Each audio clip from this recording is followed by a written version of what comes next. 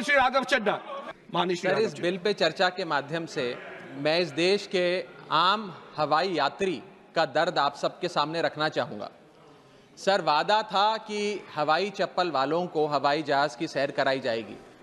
आलम यह है सर कि बाटा कंपनी का जूता पहनने वाला भी आज हवाई जहाज़ की टिकट नहीं खरीद पा रहा है।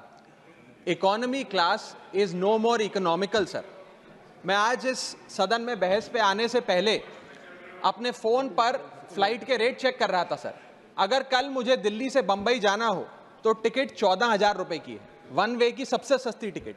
दिल्ली से पटना जाना हो तो 12,000 रुपये की टिकट, दिल्ली से बैंगलोर जाना हो तो 16,000 रुपये की टिकट। और सर वो छोड़िए, संडे के दिन यानी कि परसों मैं अपने क्षेत्र पंजाब से दिल्ली आया, मोहाली एयरपोर्ट से चंडीगढ़ एयरपोर्ट से मैंने फ़्लाइट ली और दिल्ली पहुंचा। उस फ्लाइट की टिकट 14,500 रुपये की थी। हम सांसदों को तो फ्लाइट की रीइंबर्समेंट मिल जाती है सर, आप उस आम नागरिक का सोचिए जो इस स्काई रॉकेटिंग एयर प्राइसेस से जूझ रहा है। और एक और दिलचस्प चीज है, एक ही सेक्टर की एक ही दिन की सेम एयरलाइन जो अलग अलग समय पर उड़ती है उसके भी रेट अलग है। आपको सुबह 10 बजे दिल्ली से बंबई जाना, उस एयरलाइन से उस तारीख पे आपको एक रेट मिलता है। 2 बजे की दोपहर की टिकट लेते हैं उसी एयरलाइन पे, उसी दिन पे वो उससे दोगुनी हो जाती है। न जाने क्या लॉजिक है सर। हमें इस देश में एयर यात्रा को लग्जरी ट्रैवल नहीं बनाना सर, आम ट्रैवल बनाना है जैसे कि ट्रेन का है। और सबसे बड़ी बात सर, इस देश में जहाज में उड़ना और जहाज में उड़ के अपनी मंजिल तक पहुंचना आज भी इस देश की बहुत बड़ी आबादी के लिए एक सपना है। अगर ट्रैवल की रफ्तार बढ़ेगी तभी इस देश की रफ्तार बढ़ेगी। सर, दूसरा दर्द जो इस देश का आम आदमी रोज उससे जूझ रहा है वो है ओवर क्राउडेड एयरपोर्ट्स। सर, आज हमारे देश के एयरपोर्ट्स बस अड्डे जैसे बन गए हैं। बस अड्डों से बदतर हालत, बदतर व्यवस्था देश के एयरपोर्ट्स पर है सर। सर, टर्मिनल 1 चले जाइए दिल्ली के, टर्मिनल 2 चले जाइए दिल्ली के, आप हालात देखिए। सिक्योरिटी लाइन से लेकर चेक इन लाइन तक लोग लाइनों में खड़े हैं और लाइनों में खड़े हैं और उसके बाद उनकी फ्लाइट भी इस चक्कर में मिस हो जाती है। एक मुसाफिर सही समय पर फ्लाइट नहीं पकड़ पा रहा क्योंकि वो बेचारा चेक इन और सिक्योरिटी लाइन में ही फंसा रहता है। इतने ओवर क्राउडेड एयरपोर्ट्स आज हमारे देश के बन चुके हैं। सर, आज यात्री का तीसरा दर्द, Honorable members, please let the honorable members speak. Please. Sir, बोलने दीजिए। No, honorable members, please, honorable members. माननीय सदस्य, मेरा समय जा रहा है। Please let him speak. Sir, आज एयरपोर्ट्स पर खाना इतना महंगा है, बाजार के मुकाबले 2 गुना 3 गुना दाम है। एक साधारण सी पानी की बोतल जो 20 रुपए की बाजार में मिलती है वो एयरपोर्ट के भीतर जाकर फूड आउटलेट पर 100 रुपए की मिलती है। आज यात्री जो इंतजार कर रहे हैं अपनी फ्लाइट का, वो पानी पीकर पेट भर रहा है कि कहीं 250 रुपए की चाय और 350 रुपए का समोसा ना खरीदना पड़ जाए। बताइए सर, एक आम आदमी एयरपोर्ट पर अपने जहाज का इंतजार करते हुए क्या एक चाय नहीं पी सकता? क्या इस पर कोई रेगुलेशन नहीं होना चाहिए? क्या कोई अफोर्डेबल कैंटीन का मैकेनिज्म नहीं होना चाहिए? चौथा दर्द जो आज इस देश के आम यात्री को सर सहन करना पड़ रहा है वो है पुअर कनेक्टिविटी। आज इस देश के कई टूरिज्म स्पॉट्स पे, कई फेमस शहरों तक जहाज की यात्रा नहीं पहुंचती, फ्लाइट्स नहीं पहुंचती, एयरपोर्ट नहीं पहुंचती। कई शहर, अधिकतर शहर ऐसे हैं जहां पर एयरपोर्ट्स नहीं हैं। इंसान को जहाज लेकर, जहाज से उतरकर कई घंटों का बस का और गाड़ी का सफर तय कर अपनी मंजिल पे पहुंचना पड़ता है सर। सरकार ने कहा कि मालदीव्स मत जाओ, लक्षद्वीप जाओ छुट्टी मनाने। मैं आपको आज का रेट बता रहा हूं सर। अगर आज मुझे दिल्ली से मालदीव जाना हो तो 17,000 रुपए की फ्लाइट है, लेकिन दिल्ली से लक्षद्वीप जाना हो तो 25,000 रुपए की फ्लाइट है सर। तो बताइए हम मालदीव जाएं कि लक्षद्वीप जाएं? सर, चौथा दर्द जो आज पांचवा दर्द जो आज एक आम यात्री को महसूस करना पड़ रहा है वो है sir flight cancellation and delays. Sir, एक आम नागरिक अपनी मंजिल पे, अपनी डेस्टिनेशन पे पहुंचने के लिए, जल्द पहुंचने के लिए कभी कभार ट्रेन यात्रा या बस या गाड़ी की यात्रा नहीं करता, वो महंगी टिकट खरीदता है। महंगी टिकट खरीद के अपनी मंजिल पे समय पे पहुंचना चाहता है।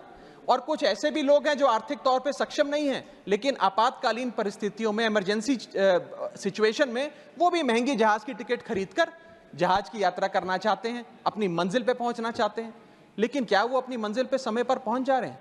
निर्धारित समय से 3 से 4 घंटे लेट आज जहाज चलते हैं और खास तौर पे छोटे शहरों के जो एयरपोर्ट्स हैं वहां पर तो मैक्सिमम डिलेज देखे गए हैं सर 1 केजी अगर एक्सेस बैगेज हो जाए तो फ्लाइट आपसे हजारों रुपए का किराया वसूलती है, लेकिन कई घंटों के डिले के लिए क्या फ्लाइट हमें कॉम्पनसेट करती है? मैं आज माननीय मंत्री जी को कहना चाहूंगा कि कुछ ऐसा मैकेनिज्म बनाए कि हर घंटे के फ्लाइट के डिले के लिए एयरलाइन आम यात्री को कॉम्पनसेट करे, उसकी जेब में पैसा डाले। इसी के साथ साथ हर महीने एक चार्ट जारी होना चाहिए कि किस सेक्टर की कौन सी एयरलाइन ने कितने घंटे का डिले, किस सेक्टर की कौन सी एयरलाइन ने कितने घंटे का डिले यात्रियों को दिया। और इसी के साथ साथ सर छठा दर्द जो आज के भारत देश के आम यात्री को महसूस करना पड़ रहा है सर, वो है लैक ऑफ अफोर्डेबल ऑप्शंस। जो अभी मेरे साथी भी बात कर रहे थे कि इस देश में 90% एयर ट्रैवल 2 एयरलाइंस के पास है, 90% मार्केट शेयर 2 एयरलाइंस के पास है। यानी कि एक हमने कार्टेल क्रिएट कर दिया, डुओपोली क्रिएट कर दी, यानी कि वो मनचाहे दाम पे मनचाही सर्विसेज देंगे क्योंकि कोई कंपटीशन ही नहीं है, कोई प्रतिस्पर्धा नहीं है। इतनी विशाल जनसंख्या वाला हमारा देश है और इतनी विशाल जनसंख्या वाले देश में मात्र 2 ही कंपनियां हमारा पूरा एविएशन सेक्टर चला रही हैं। सर सरकार लाई एक स्कीम जिसका नाम था उड़ान, जिसका फुल फॉर्म है उड़े देश का आम नागरिक। पर कैसे उड़े?